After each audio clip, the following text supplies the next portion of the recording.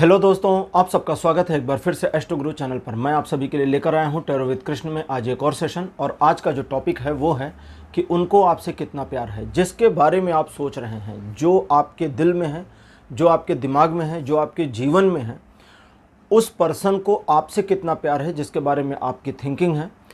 इसी चीज़ के ऊपर आज ये रीडिंग है, इसी सब्जेक्ट पर आज ये रीडिंग मैं कर रहा हूँ। तो जिसके भी बारे में आप सोच रहे हैं उसके बारे में सोचें और उसी के बारे में सोच करके पाइल को सेलेक्ट करें, ये आपके साथ रेजोनेट करेगी। तो 3 पाइल्स हर बार की तरह इस बार भी हैं, जो आपकी स्क्रीन पर अब एक साथ शो आउट की जा रही हैं। इस बार की तीनों piles droid craft tarot deck से ली गई हैं। Princess of cups pile number 1, princess of wands pile number 2 और princess of sword pile number 3। 3 princess आपके सामने आपकी स्क्रीन पर तीनों एक साथ दिखाई जा रही हैं। जो प्रिंसेस आपको ज़्यादा अच्छी लगती है, अट्रैक्ट कर रही है या एक फील सा दे रही है, उस प्रिंसेस को अपनी पाइल मान लें और उसी के अकॉर्डिंग आज की इस रीडिंग को देखिए। ये आपके साथ रेजोनेट करेगी। ये टाइमलेस वीडियो है और जनरल वीडियो है, ठीक है। तो जब से आप इसको देख रहे हैं ये वहीं से आपके साथ रेजोनेट करेगी। हर बार की तरह इस बार भी टाइम स्टैम्प्स को कमेंट सेक्शन और डिस्क्रिप्शन दोनों जगह पर पोस्ट कर दिया गया है, ताकि आपको सुविधा हो जाए। आप अपने पाइल की रीडिंग को जल्दी देखने के लिए, डायरेक्ट देखने के लिए टाइम स्टैम्प पर क्लिक कर सकते हैं। जैसे ही आप टाइम स्टैम्प पर क्लिक करेंगे पूरा वीडियो आपके लिए आपकी पाइल तक फास्ट फॉरवर्ड हो जाएगा और आप डायरेक्टली अपनी पाइल की रीडिंग पर पहुंच जाएंगे। जो लोग मुझसे आज पहली बार जुड़े हैं उन सभी का एस्ट्रो गुरु चैनल पर स्वागत करूंगा। आप इस चैनल को सब्सक्राइब जरूर करिए, बेल आइकन प्रेस करिए, क्योंकि जब आप बेल आइकन प्रेस करते हैं तो नए वीडियोज़ की नोटिफिकेशन आपके फ़ोन पर आने लगती है। और बेल आइकन प्रेस करके ऑल पर क्लिक कर दीजिएगा, ताकि सारे वीडियोज़ की नोटिफिकेशन शुरू हो जाए। और मेरे पुराने व्यूवर्स और सब्सक्राइबर्स, आप सभी के सहयोग और प्यार के लिए बहुत बहुत आभार। आगे बढ़ने से पहले आपको एक बार बता दूं कि मैं एक प्रोफेशनल टैरो रीडर भी हूं। तो आपकी स्क्रीन पर ये जो नंबर आ रहा है इसके ऊपर आप कांटेक्ट कर सकते हैं अगर आपको प्रोफेशनली अपने लिए एक टैरो रीडिंग सेशन बुक करना है। तो ये व्हाट्सएप नंबर है, इसके ऊपर आपको कॉल नहीं करना है, इस पर सिर्फ मैसेज कीजिए। मैसेज के थ्रू ही सारी इन्फॉर्मेशन मेरी टीम मेंबर आपको प्रोवाइड करेगी और आपकी हेल्प करेगी मेरे साथ आपके सेशन को बुक करने के लिए।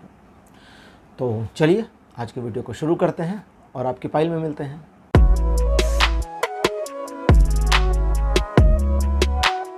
हेलो पाइल नंबर 1, आप सबका स्वागत है आपकी रीडिंग में। आपने प्रिंसेस ऑफ कप्स को चूज़ किया था, उनको मेरे बगल में लगा दिया गया है। चलिए अब रीडिंग शुरू करते हैं और देखते हैं कि प्रिंसेस ऑफ कप्स का जो आपका पाइल नंबर है, इस पाइल नंबर 1 के लिए क्या इन्फॉर्मेशन आती है कि उनको, यानी जिनके बारे में आप सोचते हैं, जिनके बारे में आपके दिल दिमाग में ख्यालात चल रहे होते हैं, उनको आपसे कितना प्यार है। वो कोई भी हो सकते हैं, कोई भी हो सकता है, तो जिसके बारे में भी आप सोच रहे हैं। कार्ड नंबर 1 आपके लिए है 6 ऑफ कप्स। सेकंड पोजीशन पर आपके लिए जो कार्ड अपियर हुआ है, this one is the world. Card number 3 आपके लिए अपियर हुआ है 2 ऑफ पेंटिकल्स। फोर्थ पोजीशन आपके लिए नाइट ऑफ पेंटिकल्स। और आपके लिए जो लास्ट कार्ड अपियर हुआ है, दिस वन इज स्ट्रेंथ। तो ट्रेडिशनल टैरो डेक, जिसको हम राइडर वाइट कहते हैं, दुनिया में सबसे मशहूर और सबसे ज़्यादा यूज़ की जाने वाली टैरो डेक है ये। मैंने सोचा इसको फिर से निकालते हैं, तो इससे रीडिंग कर रहा हूँ आज, ठीक है। तो पाइल नंबर 1, जैसा कि आप जानते हैं कि लव वाले मामले में आपके रिलेशन में चीज़ें ठीक ठाक हैं, कोई बहुत ज़्यादा प्रॉब्लम नहीं है। देखिए यहाँ पर 2 चीज़ों में थोड़ा सा सेग्रीगेट करूँगा। एक उनका जिनका लव रिलेशन चालू है और एक उनका जिनका अभी नहीं चालू है, ठीक है। थोड़ा सा अंतर इसलिए है क्योंकि मेरे कार्ड्स 2 तरह की अलग अलग इन्फॉर्मेशन दे रहे हैं और वो 2 तरह की इन्फॉर्मेशन 2 सिचुएशंस पर मैच करेगी। तो सबसे पहले जिनका प्रेम संबंध चालू है, जिनका प्रेम संबंध चल रहा है, देखिए आप दोनों के बीच में गिव एंड टेक रिलेशनशिप बहुत बढ़िया है, मतलब शुरू से ही काफ़ी अच्छा रहा है। एक दूसरे को अंडरस्टूड करते हैं, समझते हैं। आपके जीवन में कई बदलाव आए हैं, हर एक बदलाव ने आपके जीवन को, आप दोनों के रिलेशन को नया आयाम दिया है, एक नई दिशा दी है। और आप दोनों के रिलेशन में चीज़ें आप दोनों के पक्ष में सुचारू रूप से चलें, इसके लिए सिचुएशंस आपकी काफ़ी हेल्प कर चुकी हैं।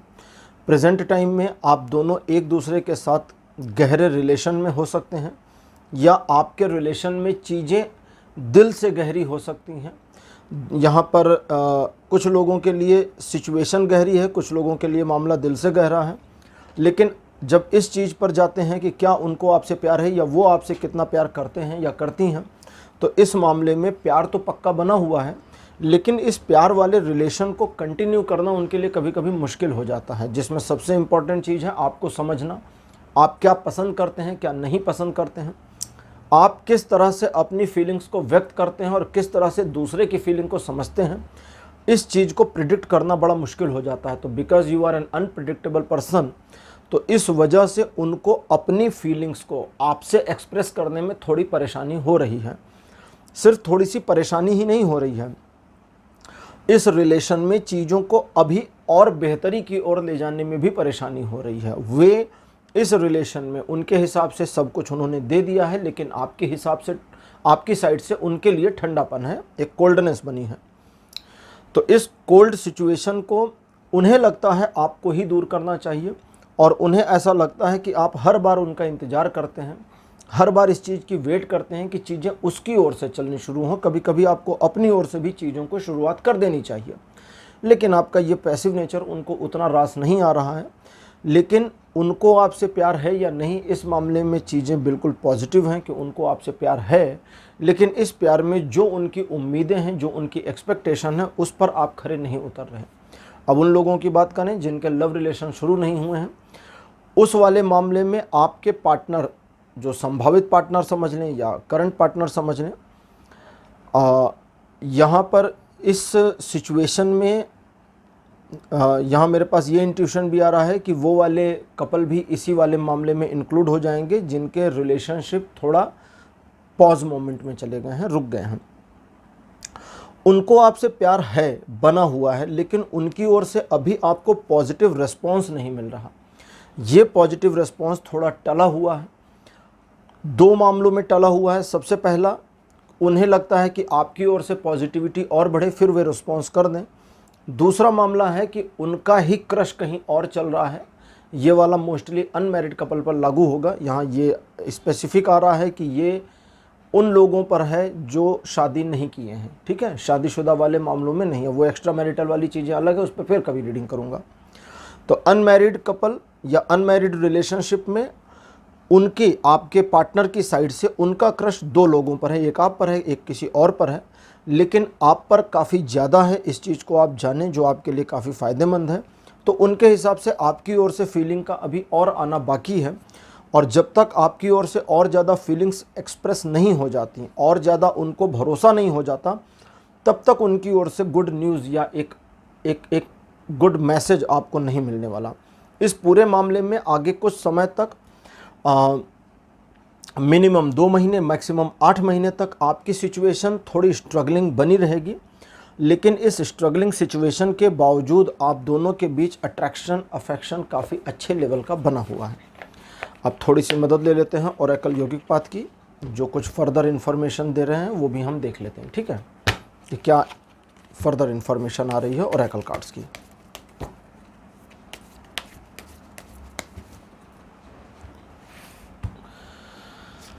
पहला कार्ड आपके लिए अपेयर हुआ है, दिस वन इज सत्व। सत्व एक गुण होता है हमारा, सत्व रजतम गुण होता है। सत्व मीन्स प्योर। सेकंड पोजीशन पर आपके लिए है ओजस। कार्ड नंबर 3 आपके लिए है आत्मन। फोर्थ पोजीशन आपके लिए जो कार्ड आया है, दिस वन इज अजन। इसको कहीं कहीं अग्न भी कहते हैं, कहीं कहीं इसको आज्ञा चक्र कहते हैं, ठीक है। और लास्ट कार्ड आपके लिए है यमस। यम, ये यमस इसमें लिखा होता है, इंग्लिश में लिखा होता है, लेकिन ये एक्चुअली है यम। यम और नियम, नियम वे होते हैं जिनका हमें अनुपालन करना होता है। यम वो चीज़ होती है जो स्थिर होती है, जिसमें परिवर्तन नहीं होता है, ठीक। तो 5 कार्ड्स आपके लिए अपीयर हो चुके हैं ओरेकल यौगिक पाथ से। पाइल नंबर 1, 2-3 चीज़ें आपको ठीक से समझनी है। वो ये है कि प्यार तो सिर्फ प्यार होता है, और प्यार में ज़्यादा तोल मोल की ज़रूरत नहीं होती है।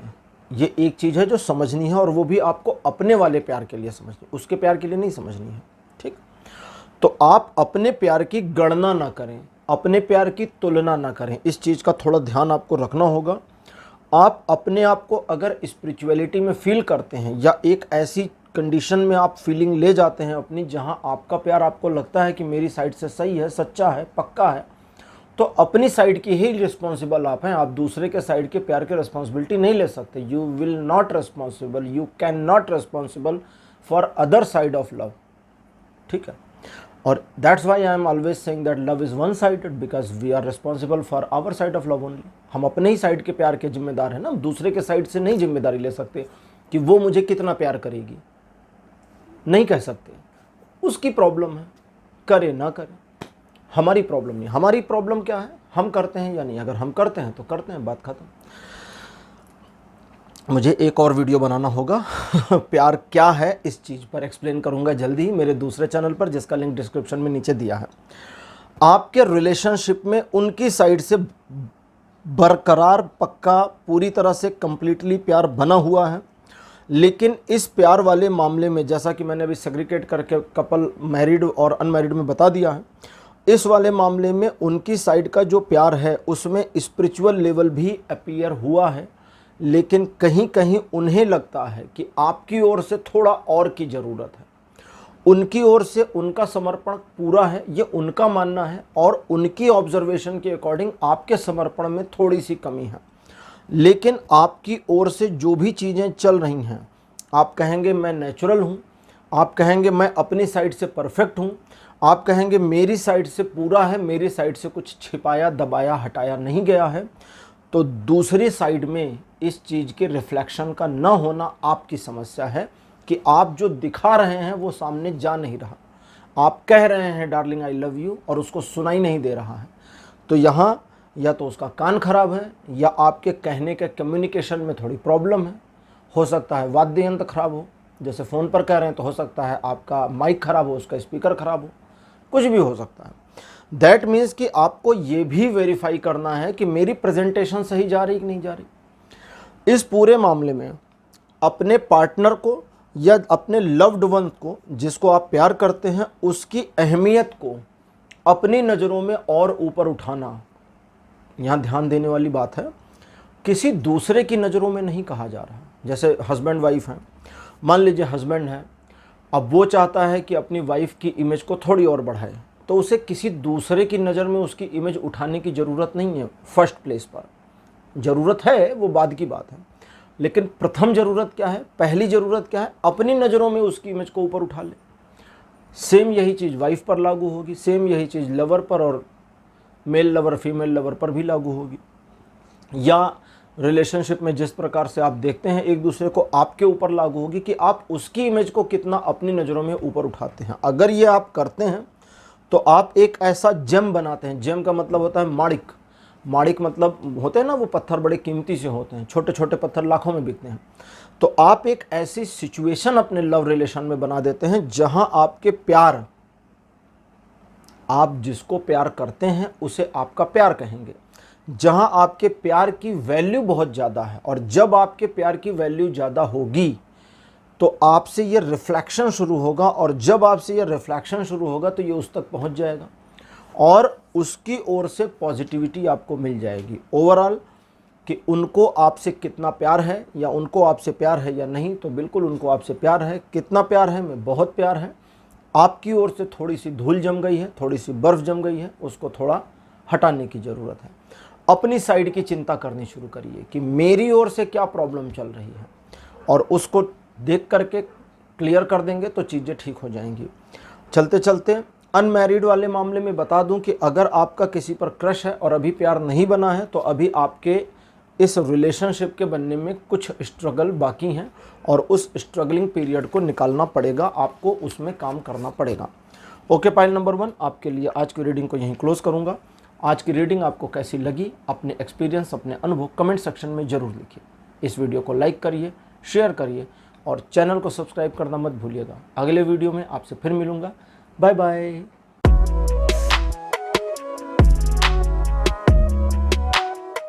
हेलो पाइल नंबर 2, आप सबका स्वागत है आपकी रीडिंग में। आपने प्रिंसेस ऑफ वॉन्ड्स को चूज़ किया था, जिनको मेरे बगल में लगा दिया गया है। चलिए अब आपके लिए रीडिंग शुरू करते हैं और देखते हैं कि आपके लिए क्या आता है, कि उनको आपसे कितना प्यार है। ठीक है, तो आपके लिए कार्ड नंबर 1 मेरे पास अपीयर हुआ है 3 ऑफ वॉन्ड्स। सेकंड पोजीशन पर आपके लिए 7 ऑफ पेंटिकल्स। कार्ड नंबर 3 आपके लिए है wheel of Fortune. Fourth position पर आपके लिए है द एम्परर। और आपके लिए लास्ट कार्ड मेरे पास जो अपेयर हुआ है, this one is 8 of cups. तो आपके लिए 5 कार्ड्स अपेयर हो चुके हैं traditional tarot deck, Rider Waite जिसको कहते हैं, ठीक है। इससे तो पाइल नंबर 1 आपके लिए 5 कार्ड्स अपेयर।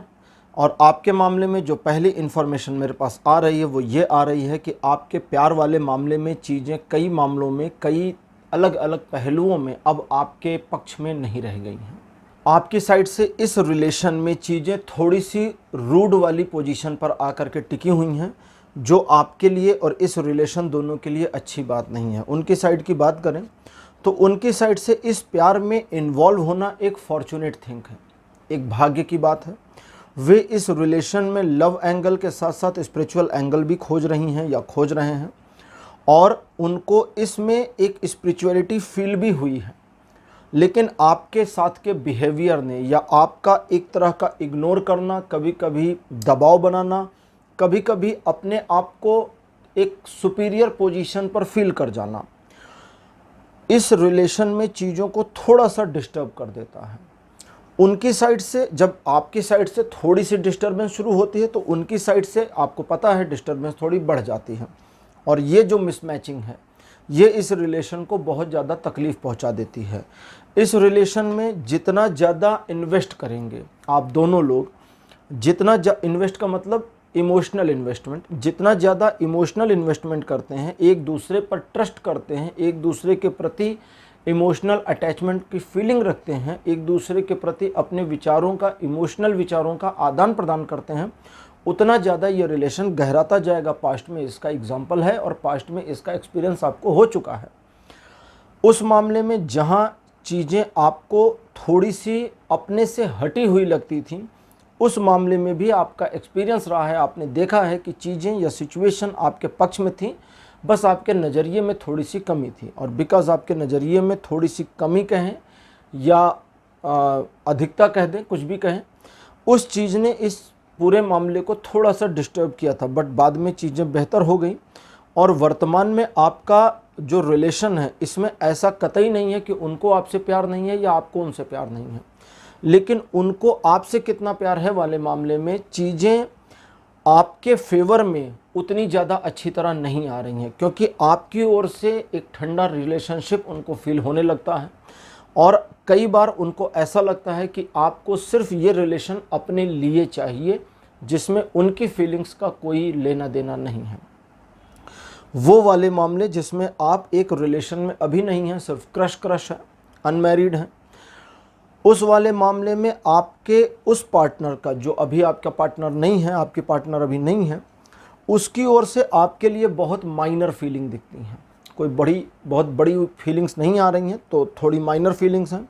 और वो मामले जहाँ पर अभी आप रिलेशनशिप में इन्वॉल्व हो ही रहे हैं, अनमैरिड रिलेशनशिप शुरू ही हुआ है, उस वाले मामले में आपको अपनी ईगो को मैनेज करने की ज़रूरत पड़ेगी, अदरवाइज़ ये रिलेशनशिप छूट जाएगा आपसे। अब फिर से वापस चलते हैं कपल्स के ऊपर, मैरिड कपल के ऊपर।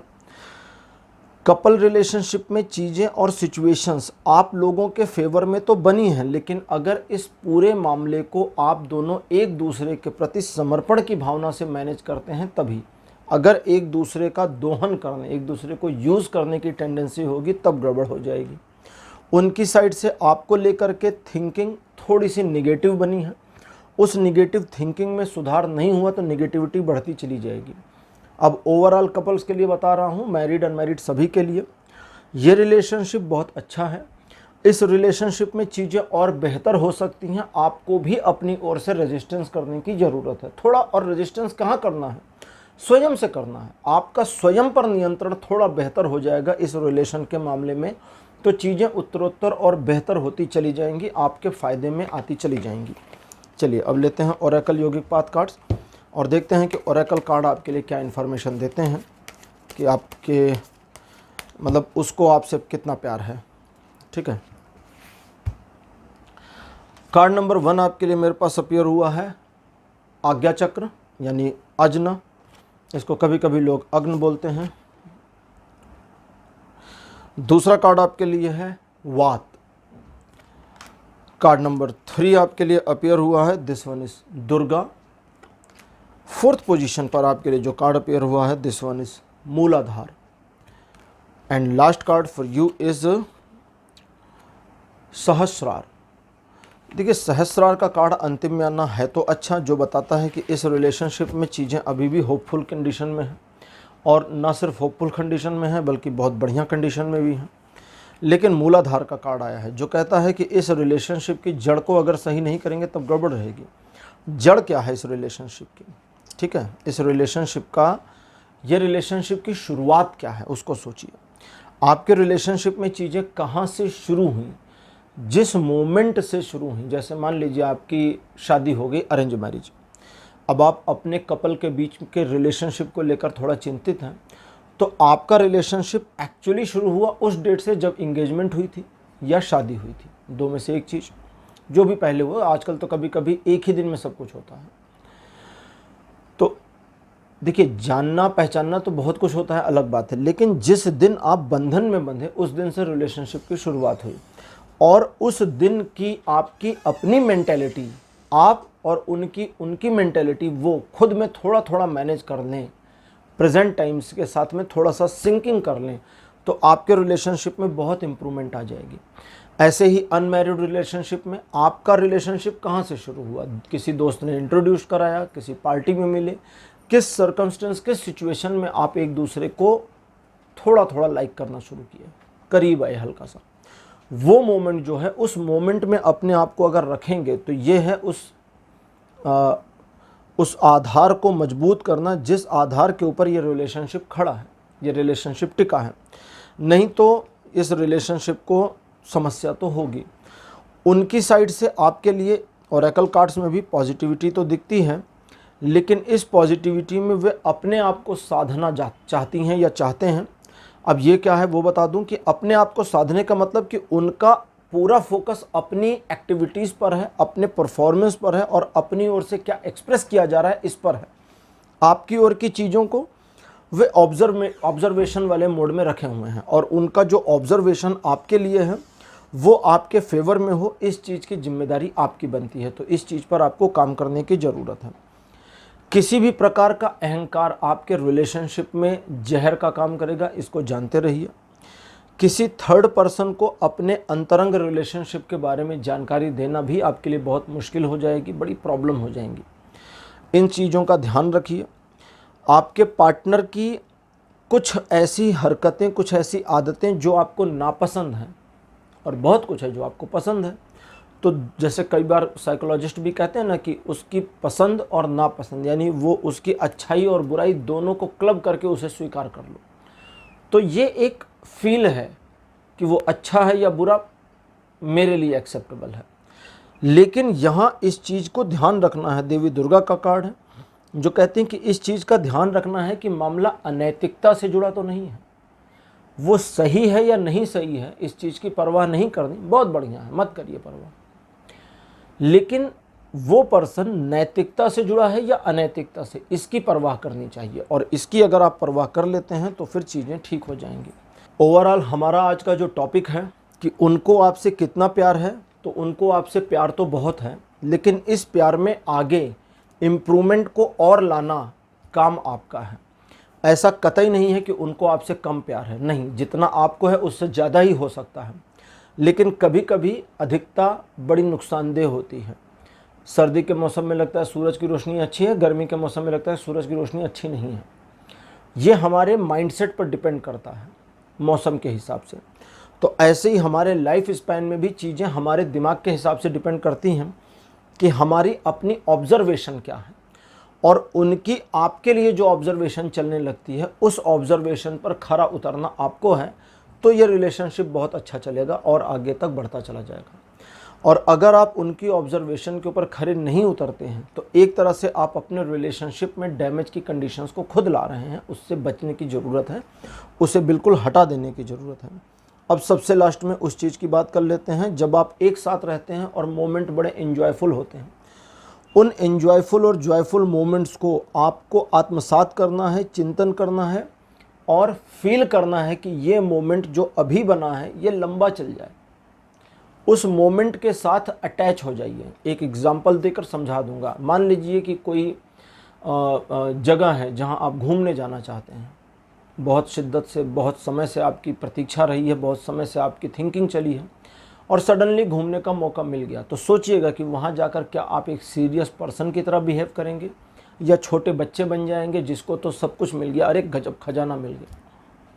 अगर आप उस बच्चे की तरह बिहेव कर सकते हैं या उसकी तरह फील कर सकते हैं तो ही आपने कुछ पाया, वरना तो फिर आप घर पे रहें या बाहर चले जाएं, बात तो एक ही हुई।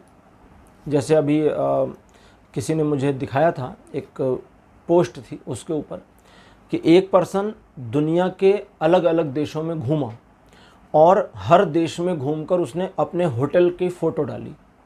ठीक है, एक ही जैसी फ़ोटो थी, लगभग 10 फ़ोटोज़ थी, बट सारी एक जैसी थी। हल्का फुल्का बैकग्राउंड डिफरेंस, लेकिन कुछ फ़र्क नहीं। फ़र्क वर्ल्ड के ग्लोब पर पड़ रहा है, मैप पर पड़ रहा है। वो मैप पर बता सकता है कि मैं इन कंट्रीज़ में घूमा हूँ, लेकिन अगर उसने अपने होटल में जहाँ स्टे किया है उसकी फ़ोटोग्राफ को देखा है 10 अलग अलग कंट्रीज़ में, तो सारी एक जैसी लगती हैं, कोई नवीनता नहीं, कोई फ़र्क नहीं। तो इस चीज़ को आपको समझना होगा कि आपके प्यार में नवीनता क्या आ सकती है, आपके प्यार में क्या ऐसा है जो इसे और अच्छे बॉन्ड में लेकर के जाएगा। उस पर्सन की जो मैंने कही कि अलग अलग फ़ोटोज़ में भी वो एक ही लग रहा था, उस पर्सन के माइंडसेट के साथ सोचें, क्या उसे अच्छा लगेगा 10 देशों में घूमना अगर उसके होटल की सारी फ़ोटोज़ एक जैसी आ रही हैं? उसे अच्छा इसलिए लगेगा क्योंकि वो सिर्फ होटल में ही कैद नहीं है, वो होटल से बाहर भी निकल रहा है, घूम रहा है और रियलिटी में एंजॉय करके उन चीज़ों का आनंद प्राप्त कर रहा है। किसी फंक्शन या पार्टी में अगर आप वीडियो कैमरा लेकर के या कैमरा लेकर फ़ोटोज़ क्लिक करते हैं तो आप कम एंजॉय कर पाते हैं, क्योंकि आप दुनिया को एक मशीन की नज़र से देख रहे हैं।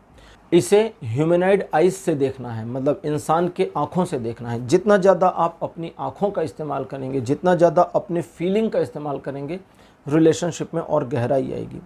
और उनको आपसे कितना प्यार है, इसका आंसर है कि उनको आपसे सचमुच बहुत प्यार है। आपको उनकी रिस्पेक्ट करनी चाहिए और आपको उनको बिल्कुल अपने जीवन में एक अच्छा मुकाम, अच्छा स्थान देना चाहिए। ओके, पाइल नंबर 2, आज की रीडिंग आपके लिए यहीं तक। आज की रीडिंग आपको कैसी लगी, अपने एक्सपीरियंस, अपने अनुभव कमेंट सेक्शन में ज़रूर लिखिएगा। इस वीडियो को लाइक करिए, शेयर करिए और चैनल को सब्सक्राइब करना मत भूलिएगा। अगले वीडियो में आपसे फिर मिलूँगा। Bye bye.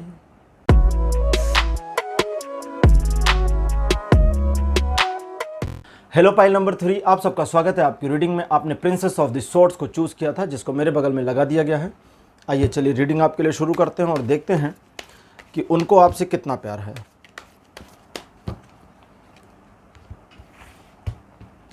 Card number 1, 2 card आ गए, नल एंड वाइट। तो आपके लिए पहला कार्ड मेरे पास अपीयर हुआ है, king of swords. Card number 2 आपके लिए जो अपीयर हुआ है, this one is 6 of cups. Third position आपके लिए queen of cups. Card number 4, the hanged man. और लास्ट कार्ड आपके लिए पेयर हुआ है क्वीन ऑफ पेंटिकल्स।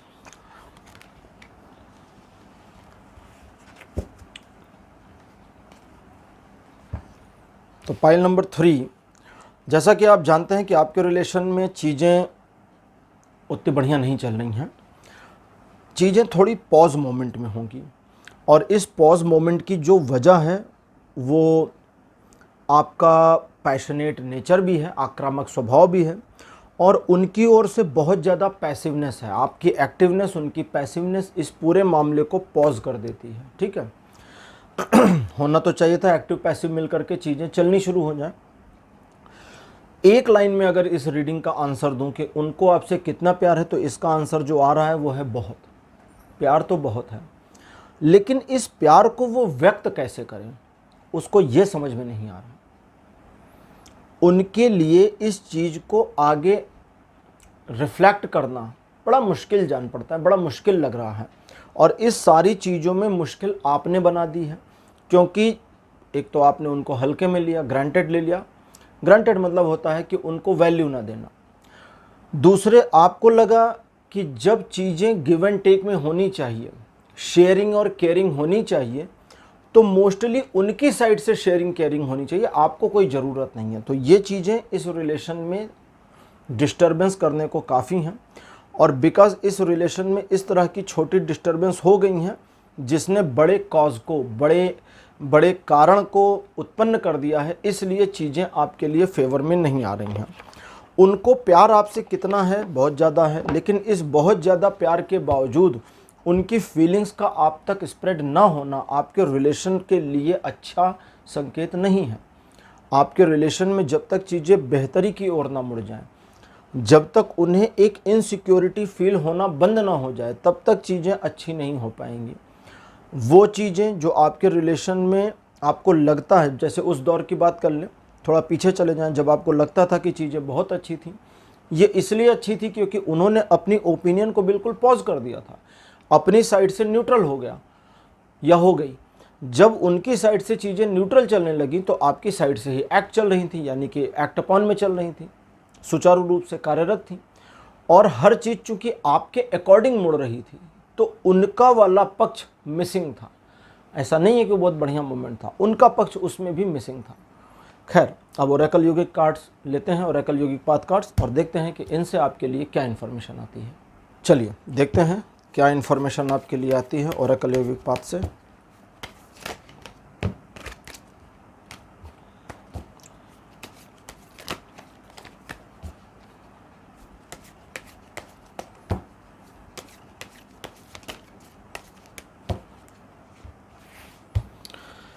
पहला कार्ड आपके लिए जो अपीयर हुआ है, दिस वन इज सत्व। ये सत्य नहीं है, सत्व है। सत्व एक गुण होता है। दूसरा कार्ड है क्रिया। क्रिया का कार्ड आना बहुत सही रहा है। नियम, ये कार्ड नंबर 3, ये भी बढ़िया, बहुत अच्छे। स्वाध्याय, और अंतिम कार्ड आपके लिए धर्म। बड़ा बढ़िया सजेशन आपके लिए आई है, बहुत बढ़िया इन्फॉर्मेशन। देखिए, पाइल नंबर 3, कुछ चीज़ों का अब आपको समझना होगा अपने रिलेशन में। देखिए, आपके रिलेशन में प्रॉब्लम नहीं है, प्रॉब्लम है थोड़ा सा चीज़ों को सही ढंग से ऑपरेट करने में। अगर चीज़ों को सही ढंग से ऑपरेट नहीं किया जाएगा तो चीज़ें आपके फेवर में काम नहीं करेंगी। इलेक्ट्रॉनिक सामान होता है, आप उसे गलत ढंग से इस्तेमाल करें तो वो चीज़ें ख़राब हो जाएंगी। ऐसे ही रिलेशन होता है, अगर रिलेशन को गलत ढंग से इस्तेमाल करेंगे तो रिलेशन आपके काम का नहीं रह जाएगा। इस पूरे मामले में अपने रिलेशन को थोड़ा ऑटोमेट होने दीजिए। हर बार खुद ही चलाना, या उनकी साइड से उनको लगे कि वे खुद ही इस रिलेशन को चला रही हैं या रहे हैं, इस रिलेशन में दम नहीं लाएगा। इस रिलेशन में वो फील लेकर के नहीं आएगा जो एक्चुअली आ जाना चाहिए। इस पूरे मामले में आपको सबसे पहले तो अपने और उनके लिए कुछ नियम बनाने की ज़रूरत है, जिनको वायलेट नहीं करेंगे, बाय आउट नहीं करेंगे, क्रॉस नहीं करेंगे।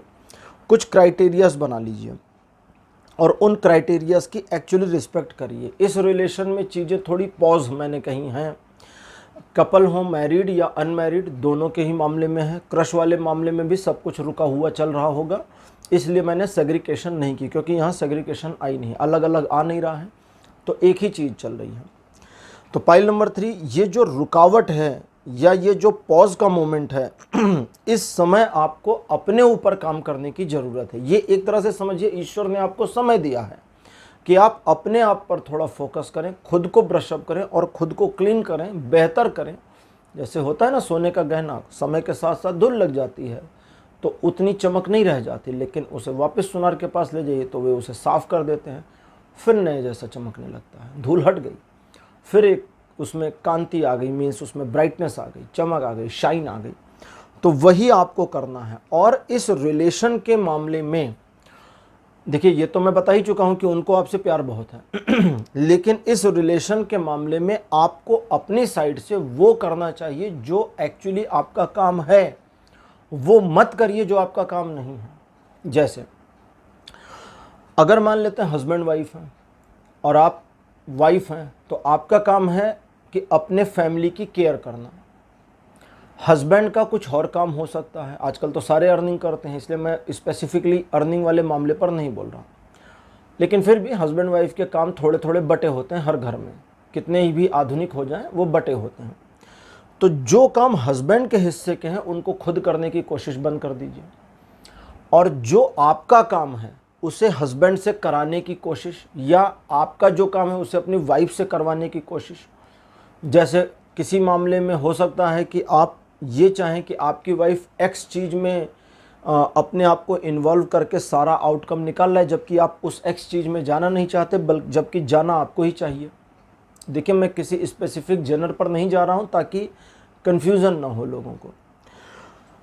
तो जिसका जो काम है उसको वही करना चाहिए और वही करते रहिए। अगर आपने अपनी फैमिली में ये डिसाइड किया है कि आपको बाहर का काम देखना है, उनको घर का देखना है, या उनको बाहर का देखना है, आपको घर का देखना है, बिना जेंडर के बोल रहा हूँ, तो अपने अपने काम पर 100% देने की कोशिश करिए। अपने काम की पार्टनर के काम से कंपैरिजन मत करिए कि भाई मैंने बाहर का इतना काम किया, तुमने तो घर का थोड़ा सा किया, या मैंने घर का इतना ज़्यादा काम किया, बाहर तो तुमने थोड़ा सा किया, क्योंकि ये कंपैरिजन आपके रिलेशन को ख़राब कर रहा है। इन चीज़ों से बचने की ज़रूरत है। इस रिलेशन को जितना इम्प्लांट इनबिल्ट करेंगे, इम्प्लांट इनबिल्ट का मतलब हुआ इम्प्लांट करना, इम्प्लांट मीन्स बनाना, इनबिल्ट का मतलब खुद से बनाना, ठीक। इसे जितना प्लान्ड वे में, जितना सोच समझकर बनाने की कोशिश करेंगे, ये उतना बनता जाएगा। ये बहुत अच्छी बात है। इस रिलेशन में चीज़ें आने वाले समय में बहुत बेहतर हो सकती हैं। उनकी ओर से आपके लिए पूरी तरह से एक समर्पण की भावना दिखती है, लेकिन आपके साथ उस चीज़ में इन्वॉल्वमेंट नज़र नहीं आती। वो इन्वॉल्वमेंट जो मिस है उसके रीज़न आप हैं। अपने आप को उस चीज़ का रीज़न होने से बचाइए, उस चीज़ का कारण होने से बचाइए। अब आखिरी चीज़ जो आपको ध्यान रखनी है वो ये कि अपने प्यार के साथ अपने रिलेशन में सत्यता का बोध बनाए रखिए, ट्रुथनेस बनाए रखिए। असत्य, गलत चीज़ें, चीट करना, अगर आप मैरिड हैं तो एक्स्ट्रा मैरिटल अफेयर आपकी साइड से रखना, ये सारी चीज़ें आपके रिलेशन को ख़राब करेंगी। मैंने दूसरी साइड की बात अभी नहीं की है, क्योंकि यहाँ मैं दूसरी साइड के उन चीज़ों को नहीं देख रहा। मुझे यही चीज़ें जो आ रही हैं, जो कार्ड्स बताने, वो आपको बता रहा हूँ। एक वीडियो बनाऊंगा एक्स्ट्रा मैरिटल रिलेशन के ऊपर, वो अलग होगा, फिर उसमें सारी डिटेल्स कवर की जाएंगी, ठीक है। अगर आप अपने जो आपका अपना रूटीन है, ठीक है, आपका अपना जो रूटीन है उस पर अगर आप फोकस रहते हैं, तो वो फोकस, वो जो आपका रूटीन के ऊपर कंटिन्यू होना है, वो इस रिलेशन को हेल्प कर रहा है। लेकिन अगर आप अपने रूटीन से बिगड़ जाते हैं, हट जाते हैं, भटक जाते हैं, तो वो चीज़ें डिस्टर्ब होती हैं जो ऑटोमेट मोड में इस रिलेशनशिप को बेहतर बनाती हैं। एक बार जब आपकी ऑटोमेटिक मशीनरी डिस्टर्ब हो गई तो बाकी की सारी चीज़ें क्रोनोलॉजिकली डिस्टर्ब होती चली जाती हैं। तो इसलिए कोशिश ये करें कि इस रिलेशन को बेस्ट करने के लिए, बेहतर करने के लिए आपको एफर्ट ना करना पड़े। भाई अगर एफर्ट करना पड़ेगा तब गड़बड़ है ना, फिर ये ऑटोमेट मोड में है नहीं। जैसे आपको कई कपल ऐसे मिलेंगे जो समझा नहीं सकते कि उनके बीच में कितना प्यार है, तो वो इसलिए है कि उनके बीच में चीज़ें ऑटोमेट हो गई हैं। अब उन्हें इस चीज़ की परवाह और फिक्र नहीं है कि यू लव मी और आई लव यू। वे इस पूरे मामले से ऊपर उठ चुके हैं, ये एक स्पिरिचुअल लेवल पर चला गया। लेकिन अभी आपका नहीं गया, आपको इस चीज़ की ज़रूरत है, तो इस चीज़ में अपने आप को इन्वॉल्व करना है। ईगो से बचें, अपना जो आपका धर्म है, जो आपका कर्तव्य है, उसका अनुपालन करें और अपने पार्टनर का एक सपोर्ट सिस्टम बनने की कोशिश करें, सपोर्ट तोड़ने वाला सिस्टम बनने की कोशिश ना करें। तो पाइल नंबर 3, उम्मीद है आप चीज़ों को क्लियरली समझ गए होंगे। आज की रीडिंग यहीं आपके लिए क्लोज़ करता हूं। आज की रीडिंग, आज का विषय आपको कैसा लगा, अपने एक्सपीरियंस, अपने अनुभव कमेंट सेक्शन में ज़रूर लिखिएगा। इस वीडियो को लाइक करिए, शेयर करिए और चैनल को सब्सक्राइब करना मत भूलिएगा। अगले वीडियो में आपसे फिर मिलूँगा। Bye bye.